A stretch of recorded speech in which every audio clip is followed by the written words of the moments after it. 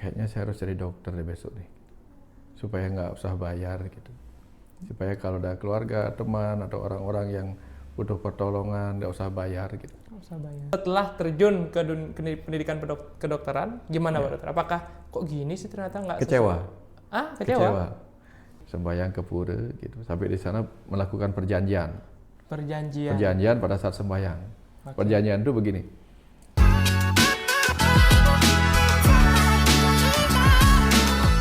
Om Swastiastu, Pak Wayan Mustika. Om Swastiastu, Krishna. Ya. Siap, selamat pagi Pak Wayan. Selamat pagi. Oke, gimana kabarnya Pak? Sehat? Mas Tengkara sehat. Sehat ya. Oke. Pak Wayan, saya terima kasih sekali saya ucapkan ini. Terima kasih banyak mau berkenan hadir di podcast saya, yang podcast pemula. Pak Wayan udah diundang berbagai macam podcast yang luar biasa, tapi masih mau menyempatkan untuk podcast pemula Pak Wayan.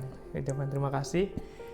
Nah, saya mungkin lebih membahas tentang ingin mengenal lebih dekat sosok Pak Wayan Mustika, Pak Dokter Wayan Mustika, entah dari kesehariannya dan lain-lain. Itu Pak Dokter Wayan Mustika yang izin. Pak Wayan. Pak Wayan sering dipanggil Pak Dokter nih Pak Wayan.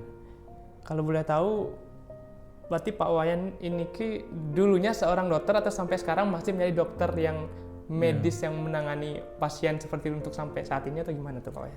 Kalau dokternya tamatan Udayana. Tahun 89 masuknya, tamatnya tahun 96. Habis itu ke tugas PTT di Kubu Tambahan di Tamblang namanya, Desa Tamblang. Selama 3 tahun dari tahun 97 sampai 2000. Habis itu balik ke Legian Klinik dari tahun 2001. Nah, ketika pandemi kemarin itu 2019 mulai klinik mulai pelan-pelan tutup. Sehingga tahun 2020-an total tutup. Dan ketika klinik mulai buka, Tiang sudah menyibukkan diri dengan kegiatan lain gitu. Jadi tidak praktek lagi sejak tahun 2020. Sejak tahun 2020 Pak ya? Ya, sudah tidak di klinik lagi gitu. Berarti kliniknya itu kliniknya orang lain. Kliniknya orang lain. Dulu kerja di sana. Kliniknya teman sih. Kliniknya temannya. Ya, sejak itu sudah tidak lagi. Cuman kalau ada keluarga sakit ya masih nengokin gitu. Kalau ada yang nanya-nanya tentang medis masih ngurusin gitu. Berarti dari lulus sampai menjelang atau COVID itu masih praktek sebagai dokter ya. Sekarang cuma titelnya aja dokter. Cuman sudah nggak praktek karena tidak punya tempat praktek lagi gitu. Ya, semacam pensiun lah. Tapi sekarang mencoba menyembuhkan orang tidak dengan obat. Artinya bukan menyembuhkan orang yang sakit fisik. Tapi orang yang menyembuhkan luka-luka kehidupan gitu, luka batinnya gitu, dengan kata-kata gitu. Lebih kepada ngobrol, konseling gitu, ngobrol-ngobrol gitu. Ya. Berarti lebih ke jiwa sekarang Pak. Lebih ke jiwa. Pak Dokter lebih senang disebut guru, lebih senang menjalani sekarang sebagai guru medis atau guru spiritual atau bagaimana Pak Dokter? Ya, lebih senang semuanya gitu. Lebih senang semuanya. Dulu ketika jadi dokter senang. Ketika belum jadi dokter senang. Sekarang setelah berhenti praktek kedokteran juga biasa saja gitu. Ya, cuman menjalani tugas saja sih. Artinya sekarang dapat tugas nulis ya nulis di desa, menjadi desa adat, menjadi Sabah Desa namanya. Sabah Desa itu bagian pertimbangan desa. Ya, belajar di situ gitu. Di desa karena hidup ini di mana-mana tempat belajar. Iya benar. Ya. Ditempatkan di PHDI menjadi ruang belajar lagi, memperdalam agama gitu. Diundang Kang Abu untuk ngobrol-ngobrol, kesempatan belajar lagi. Diundang Mas Hendra, belajar lagi.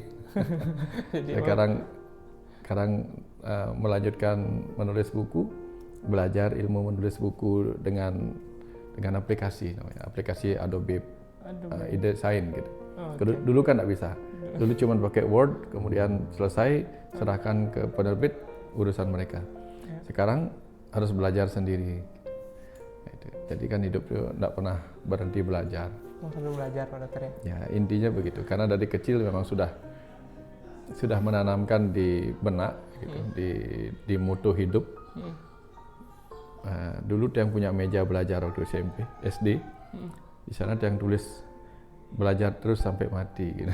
Belajar terus Jadi, sampai mati. Sampai mati. Artinya sampai kapanpun Tiang akan terus belajar. Gitu. Ada banyak hal yang belum dipahami. Ilmu itu begitu luasnya, bagaikan segara tanpa tepi. Gitu. Segara tanpa tepi. Ya, itu ajaran di kekuatan ajaran Kandepat, salah satunya disebut segara tanpa tepi. Ya. Pak Dokter itu menjadi seorang dokter. Ya. Itu gimana ceritanya Pak Dokter? Apakah keluarga atau saudara ada dokter juga atau minat sendiri itu Pak Dokter? Beberapa keluarga ada dokter. Keluarga ada dokter. Dulu Tiang jurusan A1 di SMA 4 Denpasar. SMA 4. Favorit ya zaman dulu. Ya, zaman dulu favorit.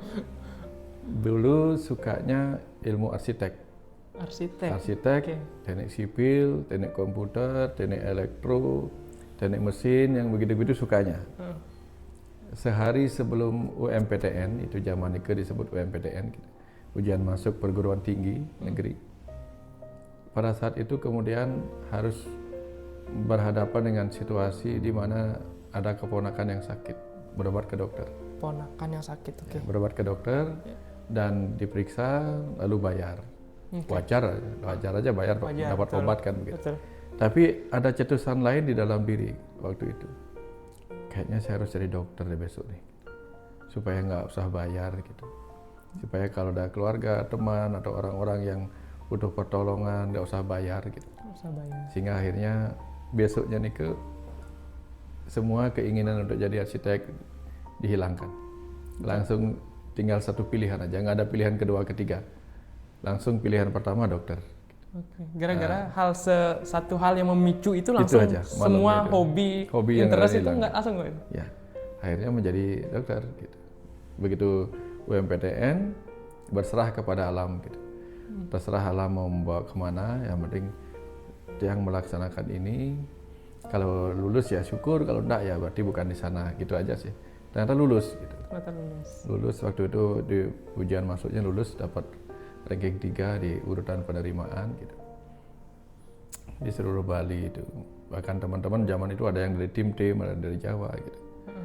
Nah, itu belajarnya kan ada yang belajarnya udah gila-gilaan demi masuk ke sekolah yang dia inginkan tapi tidak masuk. Ada juga yang saya nggak terlalu gitu-gitu amat tapi kok tiba-tiba masuk. Nah, Pak Dokter yang mana nih? Tim yang belajarnya lumayan ini supaya masuk. Ya, dibilang serius aja. Sekali. Dibilang enggak. Karena kan belajarnya sudah waktu Eptanas waktu itu SMA. Waktu itu Eptanas SMA memang lumayan ada tantangan sih waktu SMA. Karena dulu ada di SMA 4 ada apa namanya?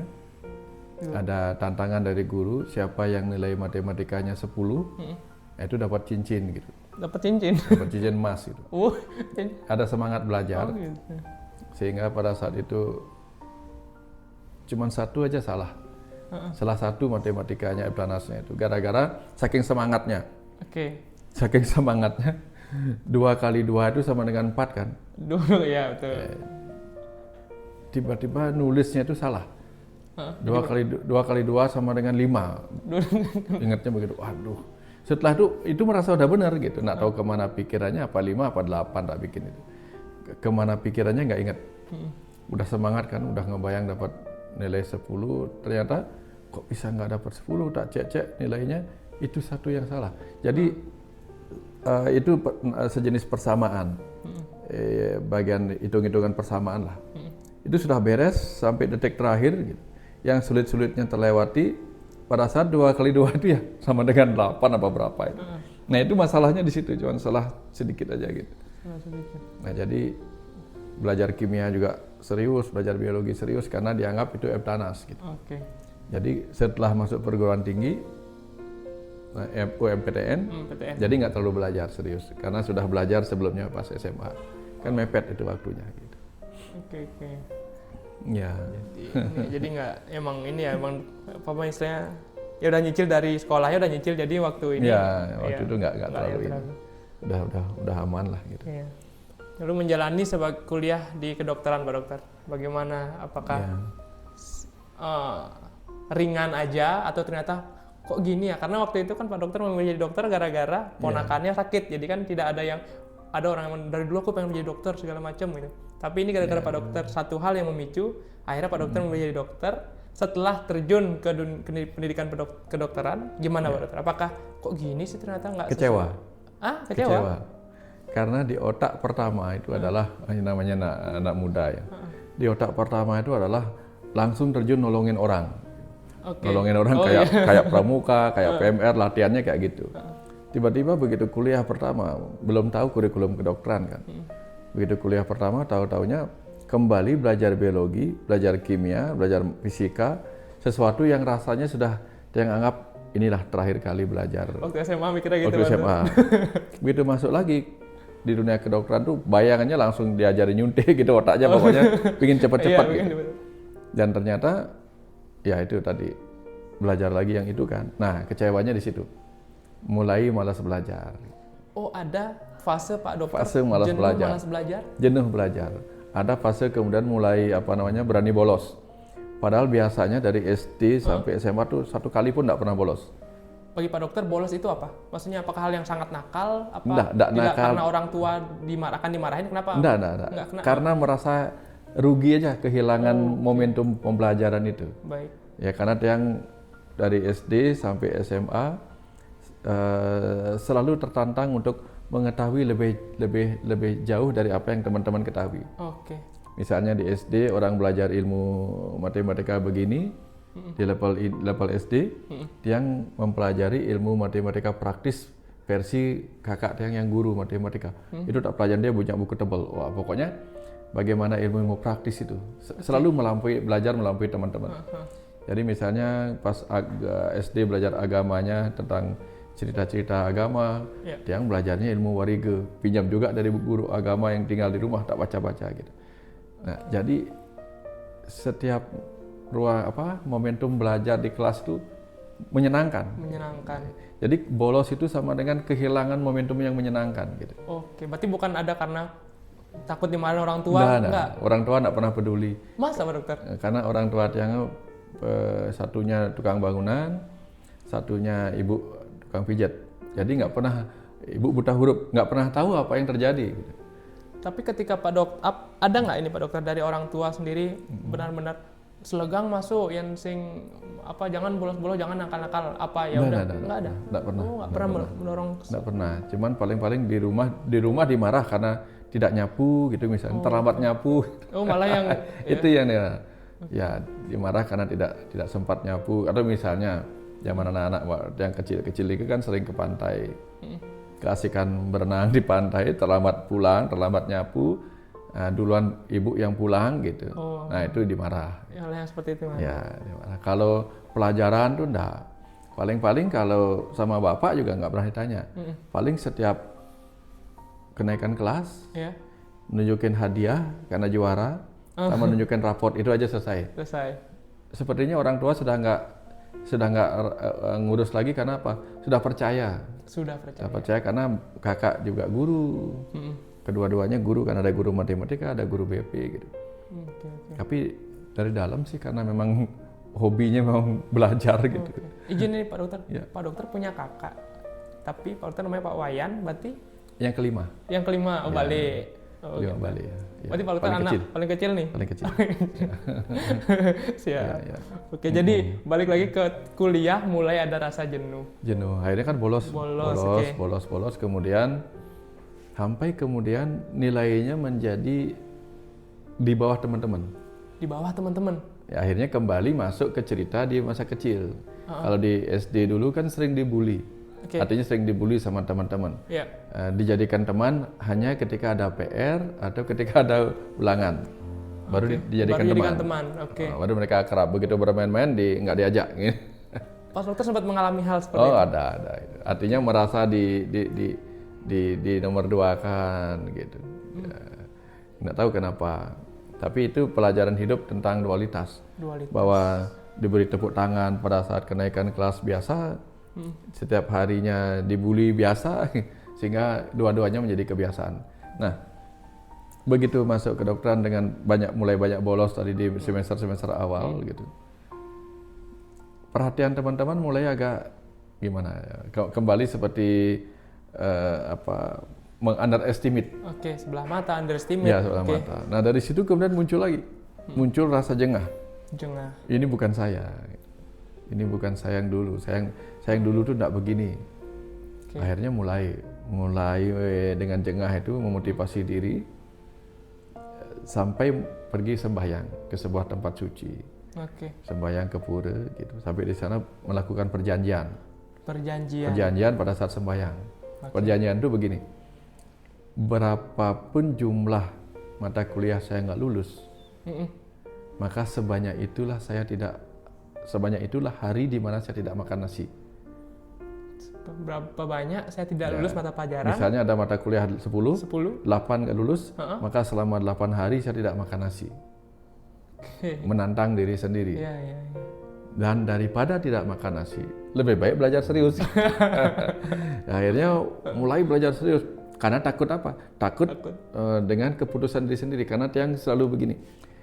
Ketika Tiang mengambil komitmen pada diri sendiri, berjanji pada diri sendiri, maka saya akan mempertahankan janji itu, jujur pada janji sendiri. Karena jadi dari kecil itu memang begitu. Tidak dipengaruhi oleh apa kata orang gitu. Tapi dipengaruhi oleh apa kata diri. Begitu berjanji pada diri sendiri begini, maka harus dapati. Sampai kapanpun, apapun tantangannya akan dilewati gitu. Seperti halnya menjadi vegetarian misalnya. Ya, begitu mau masuk kuliah kedokteran tahun 89 2 Mei Hari Kebangkitan Nasional. 2 Mei ya. Apa 20 Mei lupa.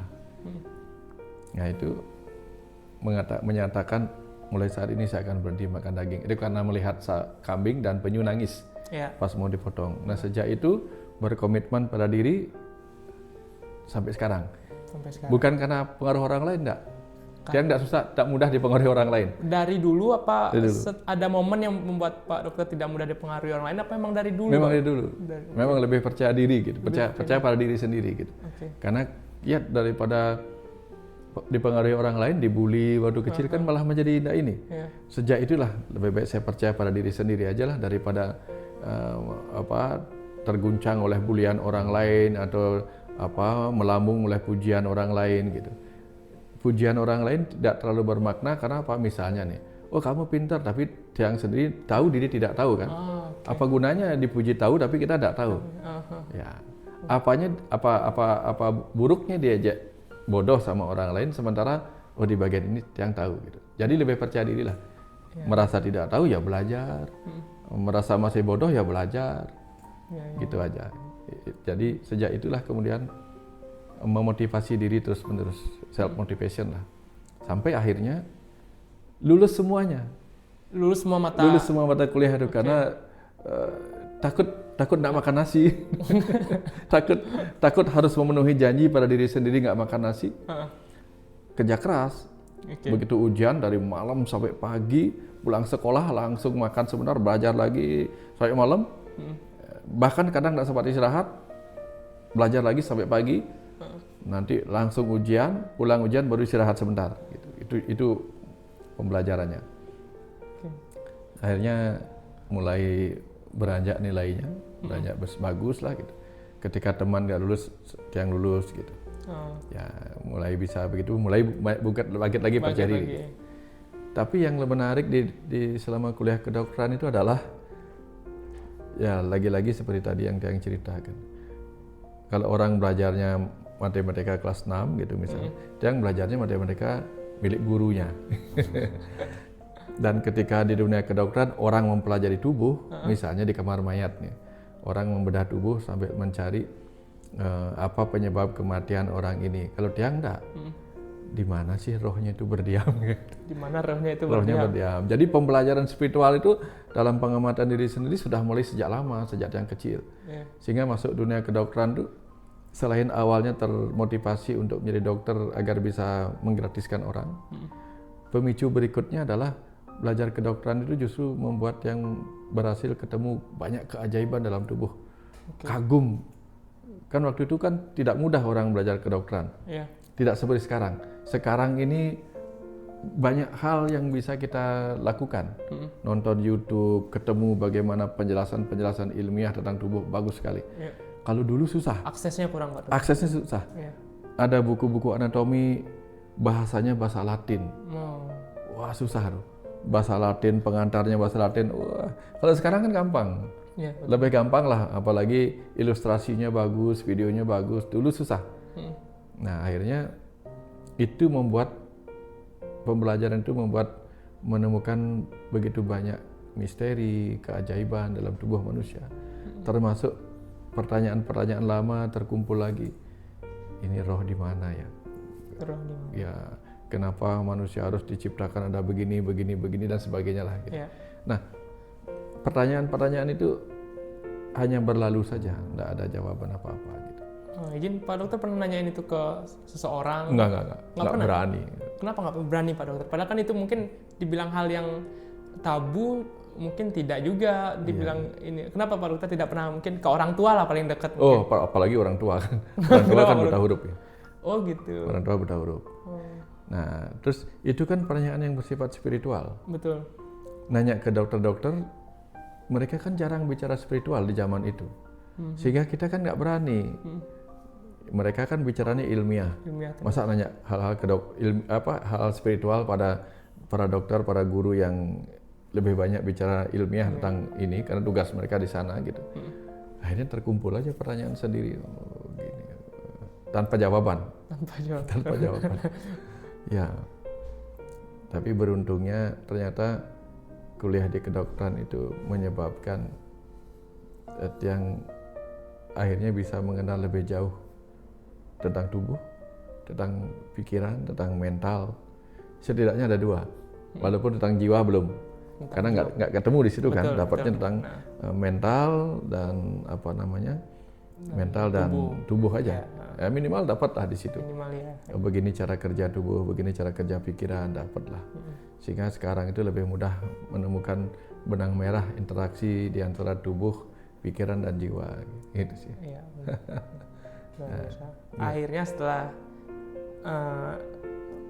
membuat perjanjian dengan diri sendiri Pak Dokter ya, akhirnya di situ malah balik lagi nih Pak Dokter yang dulu yang giat segala macam itu. Ya, ketemu lagi dia. Gitu. Ketemu lagi basic-basicnya gitu.